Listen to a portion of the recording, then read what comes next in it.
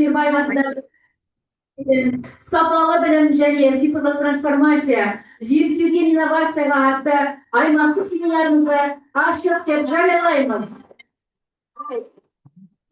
Цифрлық трансформация бұл технологиялар енгізу емес, ол ойлау жүйесін өзгерту, білім берудің жаңа сапасын қалыптастыру.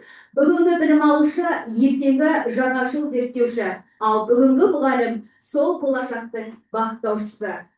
Елбасымыз Қасым-Жомарт Кемелұлы Тоқаев білім беру жүйесі заман талабына сай болуы тиіс. Цифрландыру сапалы білімнің негізгі тетігі деп атап өткен болатын. Бұл бүгінгі семинар тақырыбының өзектілігін тағы бір айқындай түседі. Ендеше бүгінгі семинарымыздың алғашқы сөз кезегі нөмірі 57-ші Елеу Көшербаев атындағы орта мектептің директоры Әбишева Надежда Жұмаханқызына беріледі.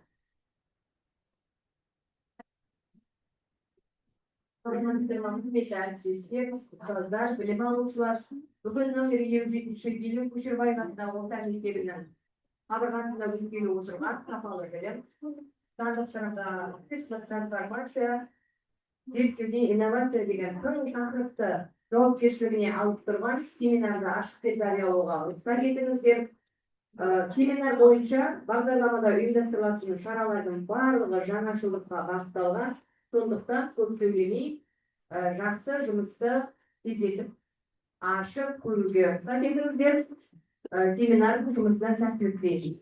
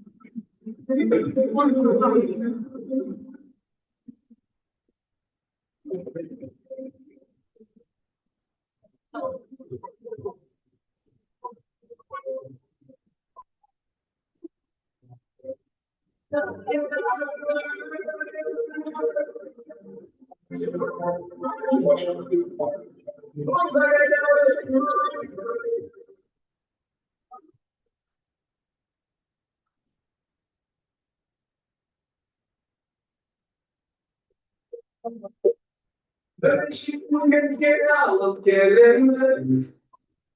Zehirler sararımız bellemez.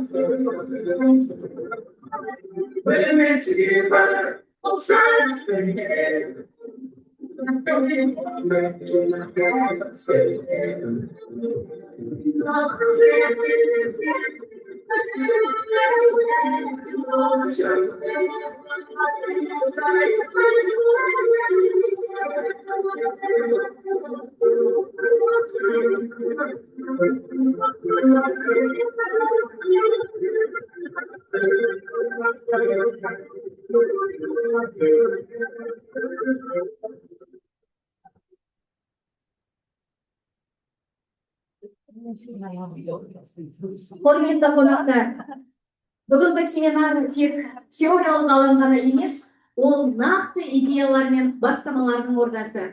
Цифрлық трансформация тәжірибеде, ізденісте, жаңашыл ойларда көрініс табады. Осы орайда сіздердің назарларыңызға мектебіміздің педагогтері мен оқушыларының қатысуымен ұйымдастырылған стартап идеядан іске атты интерактивті көрмесін ұсынамыз. Бүгінгі семинарға уақытын тәжірибе алмасуға келгендерімізге үлкен алғысымызды білдіреміз. Бұл кездесу өзара пікір жаңашыл идеялармен бөлісіп, кәсіби шеберлігімізді арттыруға арналғаны маңызды. Семинар барысында сіздер заманауи әдіс тәсілдермен тиімді тәжірибелермен танысып, оларды күнделікті сабақта қолдануға мүмкіндік аласыздар деп сенеміз. Әрбір ой, әрбір ұсыныс ортақ дамуымызға қосылған үлес. Бүгінгі жұмысымыз жемісті, пайдалы әрі шабытқа толы болсын. Белсенді қатысуларыңызға сәттілік тілейміз. Әр жоба болашаққа жасалған нақты қадам. Әр идея инновацияға басар жол. Ендеше сөз кезегі сіздерде.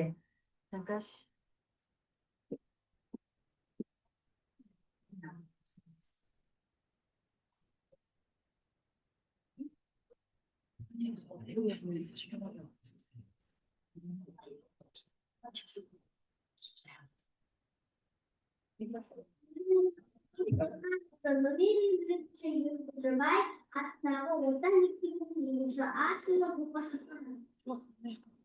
Мен Ажарова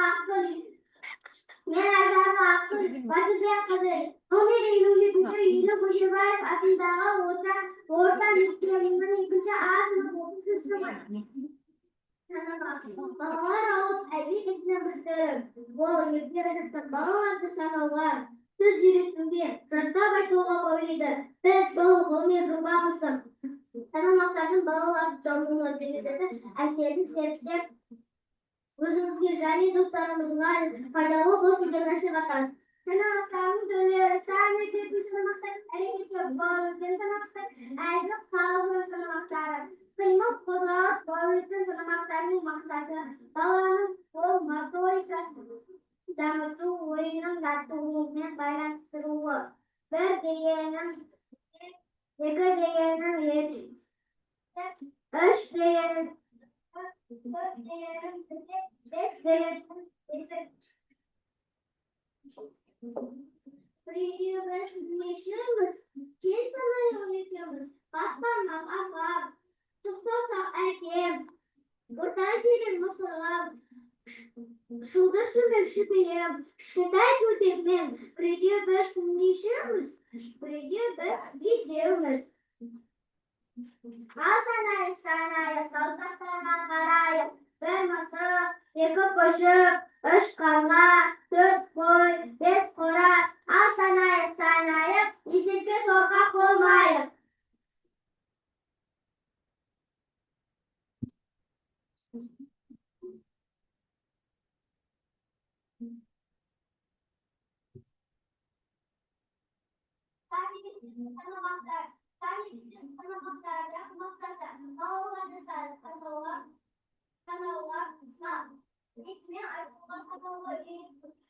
Bir diyenim bilem, bilimsiz yok bunu. İki diyenim yelim, kalan tavuk bunu. Üç diyenim ömür ateş biber. Dört diyenim kızım, diyelim kızım. Beş diyenim kızım, kızım kolan kızım. Altı diyenim akıl, ne kanım akıl. Yedi diyenim davam, beş diyenim avam. Sekiz diyenim sekiz, beş diyenim sekiz. Dokuz diyenim doktor, yedi dokuz doktor. On diyenim orta, orta.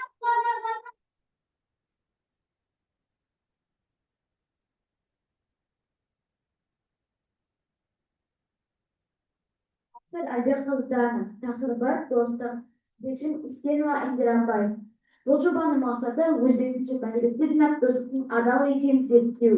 Менің жобадағы зерттеу әдісім елестетуде мәселе туралы сұрадым, сыныптастарымнан сауалнама алдым, интернет материалдарын қолданып, бақылау жүргіздім және тәжірибемді сынақтадым. Достықтың түрлері төртке бөлінеді. Адамдар арасында достық, жемістер мен көкөністер арасында достық, биологиялық достық және өсімдіктер арасында достық. Мен соның ішіндегі адамдар арасында достықты зерттедім. Енді практикалық бөлімге көшетін болсақ, мен осы ғылыми жоба бастамастан бұрын сыныптастарымнан сауалнама алдым. Ол жерде достық деген не? Мектептік достық бар ма деген секілді сұрақтар қамтылды. Бұл менің ата-анамен бірге бірлесу кезіндегі суретім. Ал бұл менің көңілді үзілісте достарыммен бірге ізденген кезім. Ал бұл біресе кітап оқу. Бұл болса менің сыныптастарымнан сауалнама алған сәтім. Бұл сабақтан қайту сәті. Барлықтарыңызды адал дос болуға шақырамыз. Назарларыңызға рахмет. Сәлеметсіздер ме, құрметті ұстаздар мен оқушылар, бұл бізде зертханалық жұмыстың немесе көрнекілік көрініс болып табылады. Бұл бізде Николай Тесланың сымсыз энергия беру жүйесінің жұмыс жасап тұрған моделі болып табылады. Бұл құрылғы электр энергиясын бір жерден екінші жерге қалай сымсыздау жететіндігін көрсетеді. Яғни бұл технологияның өрісі электромагниттік индустрия және де резонанс болып табылады. Ендеше осы құрылғының процесс бөліктеріне келетін болса, онда индуктор дегеніміз бұл беруші катушка болып табылады. Яғни ол осы аппараттың ішінде орналасқан мыс сыммен орнатылған оралған катушка болып табылады. Және оның айналасында айналмалы магнит өрісі пайда болады. Ол магнит өрісі жай ғана тұрмайды, ол жоғары жылдамдықпен тербеліп тұрады. Екінші құрал бізде бұл резонатор деп аталады. Резонатор деген осы қораптар, яғни бұл қораптардың ішінде беруші катушкалар орналасады. Және екі катушка бірінші ретте тербелетін болса, онда бізде белгілі көзге көрінбейтін электр көпірі пайда болады. Және сол көпір арқылы бізде бірінші блоктағы электр энергиясы екінші блоктан өтіп, үшінші блокқа осы сіздерге көрсететін болсақ. Қайырлы күн, құрметті ұстаздар мен оқушылар. Енді біз осы сымсыз электр құрылғысының орналастыру ретін қарастырып көрейік. Біз баста 3 катушканы бір сызықтың бойына және бір-біріне параллель бағытта орналастыруымыз қажет. Және олардың арасын қатты алыстатуға болмайды. Олардың арасын шамамен 5-10 см қашықтықта қойып, жарық жанғаннан кейін барып алыстату керек. Яғни бізде ортадағы катушка, яғни блок, ретранслятор, яғни күшейткіш рөлін атқарады. Ол бірінші блоктың өрісін өзіне қабылдап, үшіншіге береді. Жалпы бұл құрылғының тиімділігі энергия біріншіден екіншіге, екіншіден үшіншіге тізбектей береді. Магнит өрісі бізде ағаш, пластик немесе шыны арқылы емін-еркін өтіп кетеді. Бірақ олардың арасына біз темір қоятын болсақ, онда энергия тоқтап қалады. Яғни көріп тұрғандарыңыздай, бұл жерде электр энергиясы бірінші катушкадан, екінші катушкадан өтіп, үшінші катушкаға сымсыз беріліп тұр. Және осы катушкалардың арасын алыстататын болсақ, бізде энергияның жарық деңгейі төмендей береді. Яғни бұдан шығатын түйін магнит өрісі қашықтыққа тәуелді екенін дәлелдейді. Назарларыңызға рахмет. Саламатсыздар ма, құрметті ұстаздар. Жалпы биылғы оқу жылында біз мектебіміз өте көптеген көрнекіліктермен жабдықталған болатын. Дәл сол көрнекіліктер бізде смарт көрнекіліктерді сіздерге таныстыратын болсам, ең бірінші бұл жүйке жүйесінің іргетасы нейроннан бастайық. Бізде нейронда бұл дендрит, яғни нейронның тармақталған бөліктері болып табылады. Ал ода ядро бізде сома бар, екінші бұл сомада бізде ядро орналасады. Бізде дендрит ол қозылды және ақпаратты қабылдайтын болса, ол сомаға келгенде ядро арқылы өңделеді. Солайша ол бізде аксонға беріледі. Аксон бұл бізде неден қабатынан тұрады, яғни ақ май тәріздес зат болып табылады. Солайша ол бізде ранкетоны арқылы жылдамдатылады да аксоннан ары қарай синапстарға өтеді. Синапс дегеніміз бұл көршілес нейрондармен бірге көршілес нейрондарға дәл осы нейронның құрамындағы ақпараттармен қосуды тасымалдайтын құрылым болып табылады. Енді бұл көрнекілік бізде қалай жұмыс жасайды, яғни қосуды бізге қалай келетінін көрсетеді. Яғни детриттер арқылы бізге ақпарат алынды, сөйтіп орталықта, яғни сомада ол реттеліп жатыр да, тезірек аксоннан синапсқа қарай өтіп кетеді. Яғни синапстан өткеннен кейін, ол аксоннан өткеннен кейін синапс оны басқа нейрондарға тасымалдайды. Осылай бірінші нейроннан екіншісіне, екіншісінен үшінші нейронға осылай бізде ақпарат тезірек тасымалданады. Ал енді келесі смарт көрнекіміз бұл бізде микроскоп. Енді бұл микроскопты таныстыратын болсақ, басқа микроскоптардан қарағанда артықшылықтары мен жетістіктері өте көп. Ең бірінші бұл тоқсыз жұмыс жасайды. Яғни бұның астында батарейка салатын жері бар. Осы батарейка салатын жерін уақытылы ауыстырып отыру арқылы біз тиімді пайдалана аламыз. Ал екінші бұл екі бағытта жарықтандыру. Яғни бізде біз өте жұқа қабаттарды астындағы жарықты жағу арқылы көре аламыз. Ал кейбір заттар бар, материалы өте қалың, сол заттар бізде астыңғы жарық арқылы жарық ол жеткіліксіз болады. Яғни жарық астынан өтпейтін болғандықтан үстіңгі жарықты қажет етеді. Яғни бұл смарт көрнекілік дәл осы екі бағытта да жарықтандырады.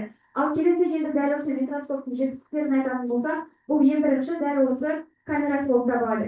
Осы камераны біз микроскопке тіркеу арқылы Bluetooth'мен жалғаймыз. Солайша ол бізде тақтада дәл осы микроскоптан көрінетін заттарымыз тақтада көрсетіледі. Бұл бізде жетістіктері болып табылады. Ал екінші жетістіктері бұл осы штатив арқылы біз микроскоптағы заттарды көре аламыз. Яғни осылай камераны қосу арқылы біз камераға түрлі сапалы видеолар түсіре аламыз, фотолар түсіре аламыз. Солайша оны ақпараттық желіге жүктеу, әлеуметтік желіге жүктеу арқылы адамдарды ақпараттандыра аламыз. Яғни біз осылай камера арқылы көрсететін болсақ, оның ішіндегі құрылым көрсетіледі. Солайша біз оны сапалы түрлі фото видеоларға түсіре аламыз. Ал енді дәл осы микроскопты бізде бұрынғы микроскоптарда өте көптеген бұрынғы микроскоптарда бізде жарықта аулайтқыштар кездескен болатын. Ал бұл микроскоптар біз қажет емес, яғни оны біз осылай түрлі жарықтандыру арқылы оңай көре аламыз. Дәл осы микроскопты оңай сақтайтын бізде осындай өзінің дорбасы бар. Бұл бізде осы дорбаға салу арқылы біз оны оңай тасымалдай аламыз.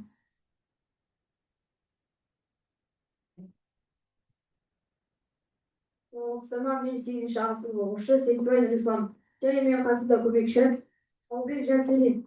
Біздің жасайтын реакциямыз, яғни 2 реакция жасаймыз. Ал бірінші жанатын көбік. Оған керек жабдықтар клей және де сусабын және оттық пен су қажет болады. Ал тәжірибемізді бастайық. Ең бірінші біз сусабынды суға құятын боламыз және оны тәулігінше араластыруымыз керек.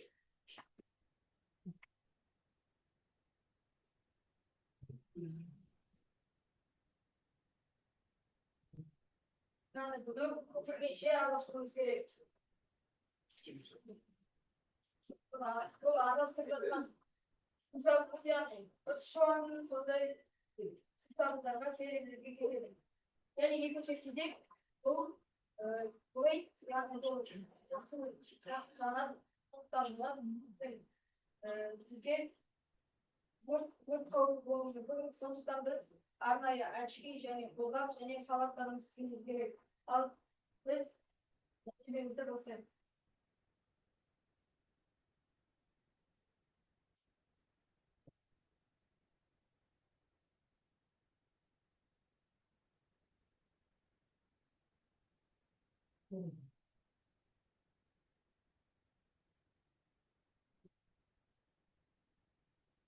Тәжірибемізде яғни жаңа қалдың ақылауы. Яғни бұған аммоний гипофос керек болады. Яғни біз бұны арнайы көптен бір бөлігін жаңа қалдыңызде салуымыз керек.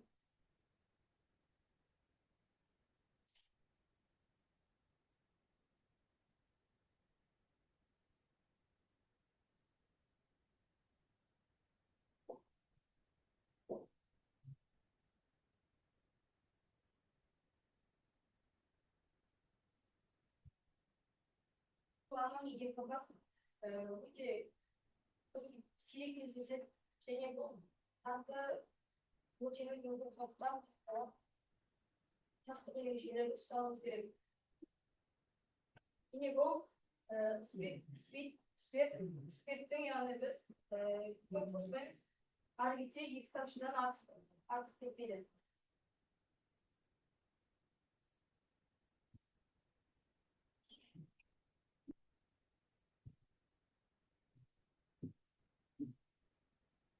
Sonra tecrübemiz şart.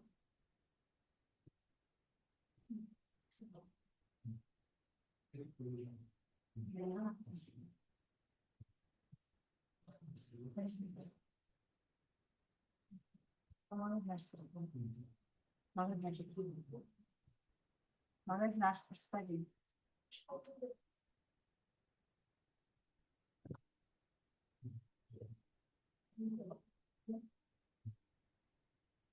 Yani ammoний гипофос нәрселер бұлай осылай жаңа қалдың құрамында осы аммоний гипофос кездеседі.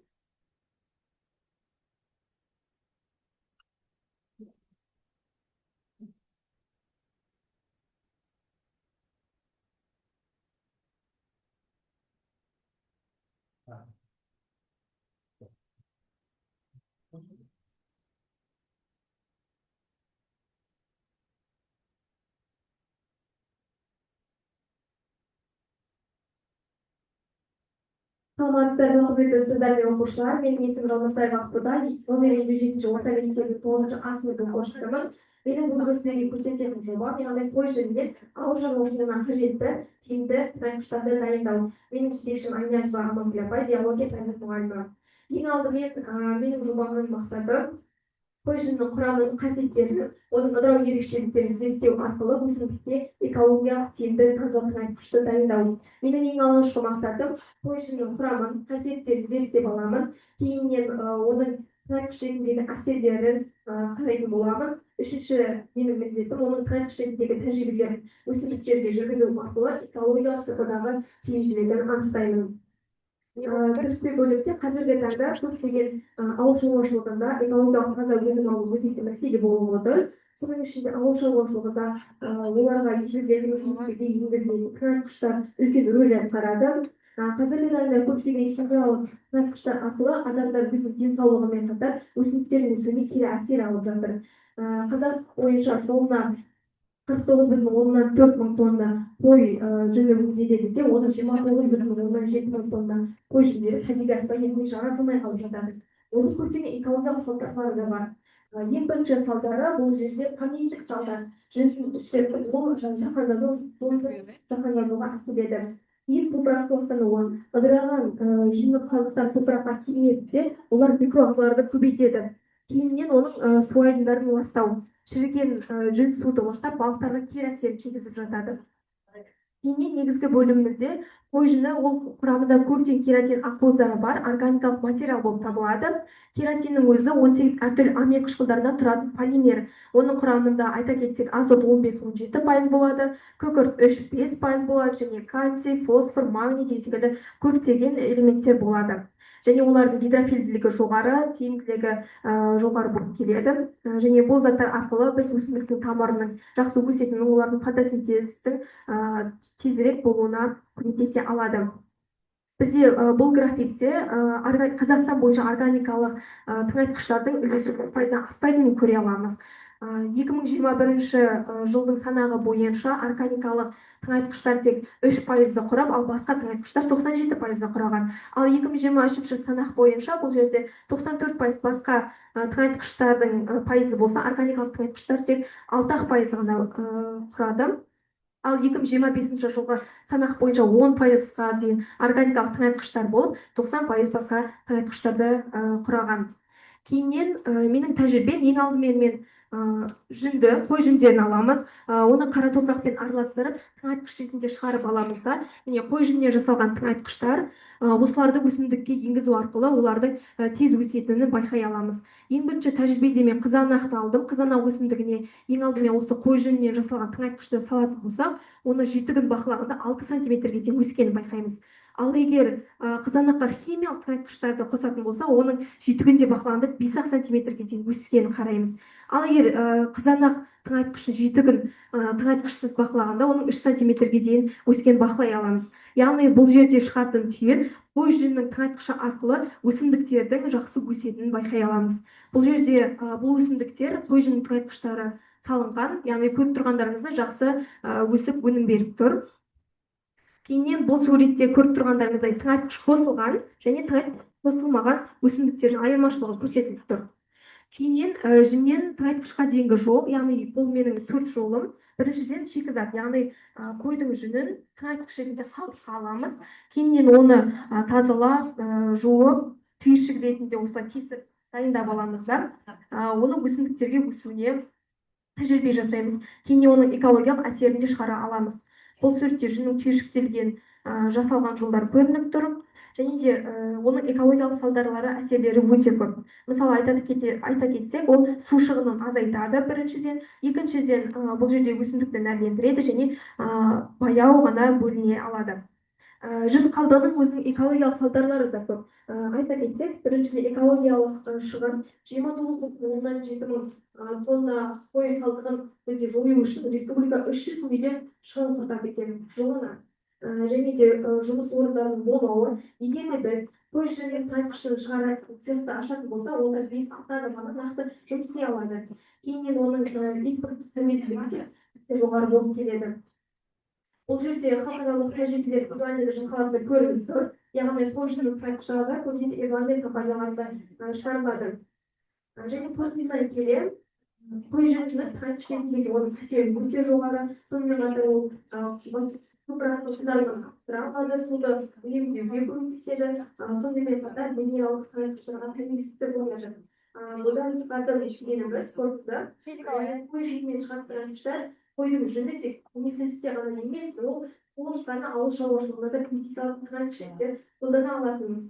Және де мен өзімнің ұсынысым мектеп қабырғасының өзінде оқушыларға осылай қой жүнін алып, олардан тыңайтқыштар жасап, өсімдіктердің өсуіне тәжірибе жүргізсе, ауылдық жерлерімізде қой жүндерін тастамай, оларды тыңайтқыш ретінде өзіміздің Қазақстанның салаларын дамуына көмектессе, және де өзіміздің ауылымыздың өзінде қой жүнін, қой шаруашылығын дамытып жатқан миллионерлер де өте көп. Және қазіргі таңда бізде қой шаруашылығының ең алдыңғы дамыған салалардың бірі.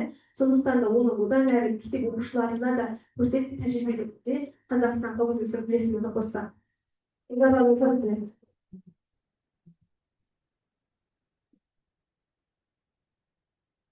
Мен 7-ші сынып оқушысы Бақберген Әбілжан. Менің құрметті студентім, жобамның тақырыбы құм көшкінін тоқтату. Бұл картада кішкене ғана нүкте болып көрінгенімен үлкен экологиялық апатқа төтеп беріп отырған менің ауылымның макеті. Осыдан ондаған жылдардан бері құм көшкіні адамдардың үйлеріне басып, осы адамдардың көшуіне кесірін тигізіп отыр. Осы себебінен 2 шақырымға созылған 50-ге жуық үй ауылдың кіреберісіне көшіп қана қоймай, басқа аудандарға да көшу үдерісі түсті. Неге мен осы мәселені қозғап отырған себебім, бұл жергілікті мәселеден жаһандық проблемаға әкелуі мүмкін. Себебі осы жібек саналатын батыс және батыс Еуропа жолымен біздің ауылдың арақашықтығы 1 шақырым, ал осы жолмен құмның арақашықтығы 3 шақырым. Егер осы ұлы жолға адамдар көше берсе, елде адам қалмайды. Және де адамдар осы ел мен елді қосатын ұлы жібек жолы жабыла ма? Егер бұндай жағдай болса, ол Қазақстанның беделіне нұқсан келтіріп қана қоймай, мемлекеттің бюджетіне де көп шығын әкеледі.